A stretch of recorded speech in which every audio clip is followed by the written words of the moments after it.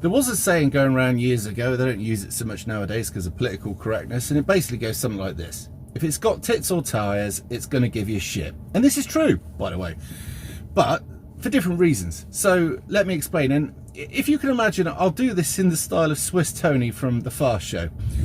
But it's like this.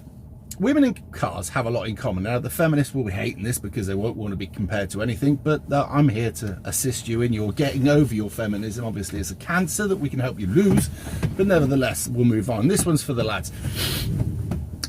If you treat a car like shit, you don't look after it, and you don't do everything that a car needs to last long, if you want, I'll put it that way, then the car is going to break down, fuck up, cost you money, and give you shit. It's the same with a woman. If you don't share with her love, care, treat her with the respect that she's due, and generally put a lot of effort into keeping that woman sweet. The sweeter that woman runs, the happier your life is. It's like that, all right? Women are completely different to us, and the fact of the matter is they have different wants out of life than we do, all right?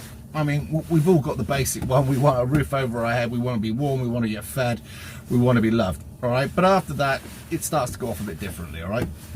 However, if you pick your car wrong and you go for any old bag of shit, it's going to fuck up and cause you a lot of bother. Facts. That is a fact, all right?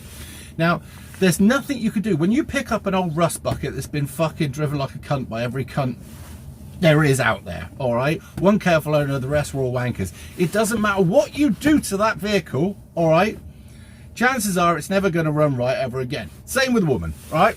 If a woman's been treated like shit by every bloke ever, chances are she may never ever be able to be happy again because there'll be so much damage done, all right?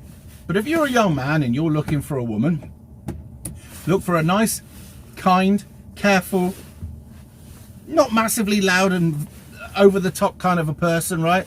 Make sure she hasn't had a lot of owners, all right?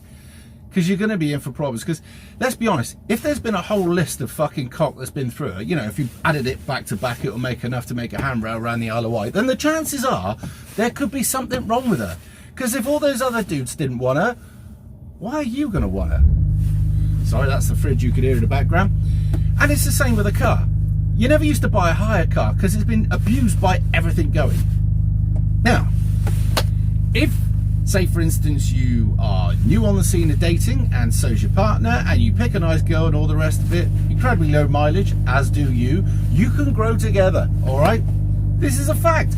And also you'll be happy together because if you show her the respect, the care, the love, the attention and everything else that that woman needs, right?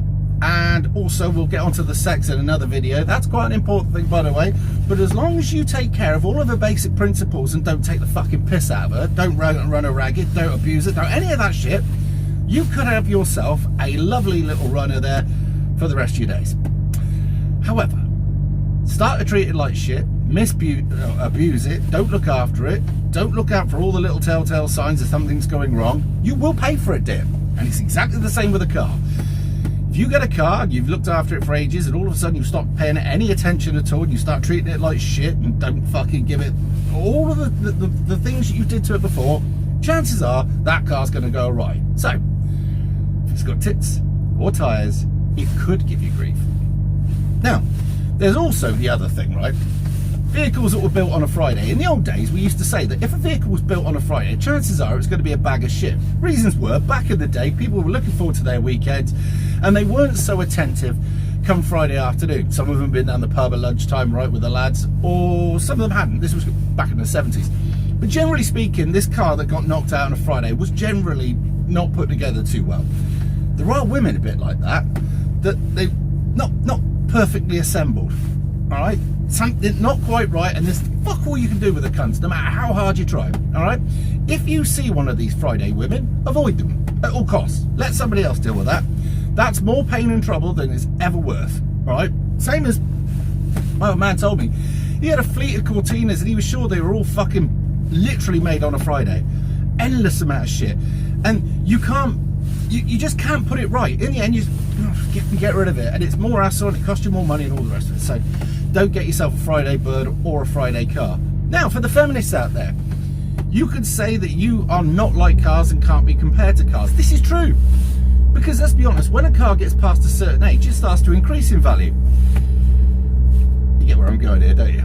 Anyway, so to lads, these videos that I'm putting out won't be in any great order, all right? They'll be as they come to me. I'll do the video and put it out there. But just remember, tits or tyres, it could give you grief, but a lot of it depends on you.